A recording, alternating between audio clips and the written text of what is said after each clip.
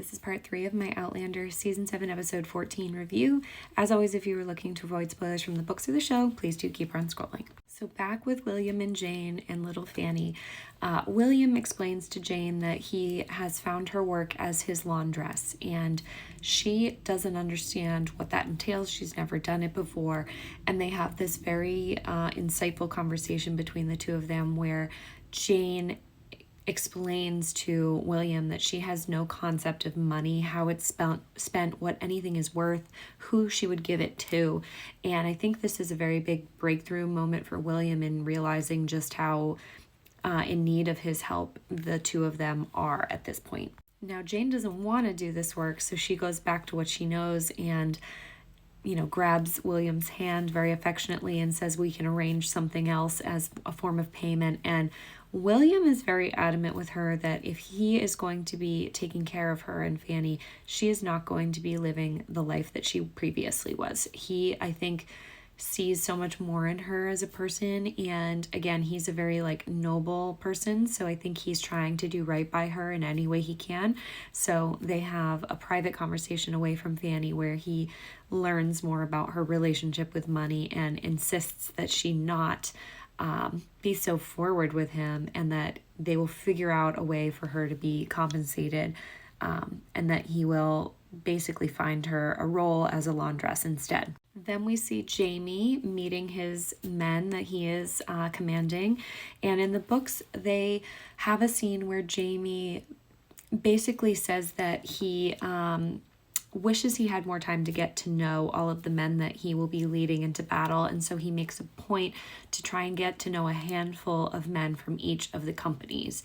And it doesn't sit right with him that he's not able to form a connection with each of these men, but at least that's the best he can do at this point. So we do see that quickly as he's walking through this line and trying to get to know these men. They do a good job capturing the essence of that in this scene. In the books, he also says a prayer that each of the men will come home to him safely and return safely, and then he also has this feeling of a hand on his shoulder, and then he says to himself in Gaelic, "Thanks, Dad," which I thought was very touching. And then he's looking up at the sky trying to fight back the tears that he has because he's just so worried about the impending battle and how many people are under his command and that he's responsible for. Meanwhile, Claire is looking at over the health of the men, and she spots a friendly face in the crowd. And I love this. So he's trying to hide behind his coat, but we see Lord John, who has been brought into Jamie's regiment, basically. And in the books, Germaine actually is the one who spots him. And Germaine has been written out of a lot of the current story plot, I think largely because the actors who play Marcelly and Fergus were unavailable for this season. So having him be involved would be a little tricky if they're not there. And that's a shame. But Claire alerts Jamie that Lord John is present. And I think this was also a great way to showcase all of the emotions that Jamie's been feeling about giving Lord John up in the way that he did kind of come to a head here, and are further punctuated when Lord John basically surrenders directly to Jamie, which means that he is under Jamie's watch. Jamie is fully responsible for him, and so he does that on purpose. This is very much how it goes in the books as well when Lord John does surrender. Now, when Claire brings him back to his house, I love getting to see sassy Lord John again pointing out to Claire that they've been busy in his home while he's been gone. He can see the flag up on the wall over the fireplace here. And he asks Claire if Jamie's even sorry for what he's done to his eye. And Claire says, "I don't think so." And Lord John admittedly says, "Yeah, I don't blame him, honestly." I also love that John makes a comment about how he never thought that he would be Jamie's prisoner as a callback to season 3. And when Jamie enters the room, they discuss what to do with John, and Jamie brings up that he doesn't want to turn him over to Washington, and really he can't because John surrendered directly to Jamie, and you can tell is getting agitated that John could be so stupid as to put himself in a position where he could potentially be hanged as a spy. And so once again, we have this push-pull stubbornness between Lord John and Jamie that I think we all have grown to love, which I'm glad that they had this in this episode, because I think how fast-paced everything is moving, it's hard to kind of get a gauge of where each of these men are mentally in regards to like their friendship and what's going on here. So I think Jamie showing that he is angry that John would put himself in harm's way in the way that he did, even though Jamie is the reason he ended up in that position, at least shows the viewer that he has a semblance of care towards Lord John's well-being. I also think the facial expressions on these two men do a lot of the work in trying to fill in the emotional through line as well. And then just like in the books, Jamie helps Claire fix Lord John's eye, which the prosthetics team did a great job, because his eye was scary looking, and you can see how uncomfortable he is listening to John screaming. And again, in the books, this is when Percy Beauchamp shows up, and Percy in the books does not come and tell him about William. This is very much like a purposeful info dump that they do instead. Then we're back with William, and we can see that he's very restless, trying to sleep in the middle of the night, which is when Jane appears. And again, I think their relationship is so heartbreaking and beautiful, and I think these two actors are doing a wonderful job of conveying how their relationship goes in the books, and they're both far more likable. I think they just bring so much more life to these two characters.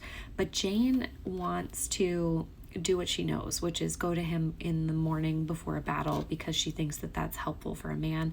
And William denies her, and she gets angry about it, and she calls him a coward. And these are two proud people. So when William is being called a coward, he immediately wants to showcase her, no, I'm attracted to you. That's not at all what this is about. I'm trying to be someone of honor, a man of honor. And he keeps trying to do that with Jane, and she again, like, doesn't understand that he might care for her in a way deeper than what she knows. And so he says to her, you know, the last time that we were together, it was because you wanted to, not because you felt obligated to. And Jane makes a point of saying to him, you don't know what I want. And I really am loving the scenes of them together, but I just know it's going to break my heart later on, because their storyline is so sad. Then we cut to young Ian, who is talking to his father, looking at the fireplace, getting ready for battle in the way that he likes to do. And when Rachel comes in, he takes that as a good omen that Rachel interrupted him from his bad thoughts, because he thinks that if his dad is coming to tell him something, it must be something bad. And he shows Rachel how he puts his war paint on, and also that he carries her with him in the dove that he paints on his chest. Now back with Bree, this is the scene with her and Fiona where she explains to Fiona that she thinks it's time for her to go and find Roger. Now, I saw the preview for the next episode, so I do think that they're going to do this pretty true to the books, where she might go to Boston first to be with Joe Abernathy, and then travel back to meet Roger. So I'll do another video on that whole storyline, but I'm very excited for that. And then we're back with Jane again and William, and she's being a stubborn gal, and says to him, here's your laundry, we're gonna go to New York without you. But William can sense that something deeper is going on, and Fanny is worried about them, you know, leaving on the wrong foot. And so William kind of confronts Jane to tell him exactly how he ended up being tasked with protecting them at this point. And in the books, he already has a suspicion that something happened with Harkness.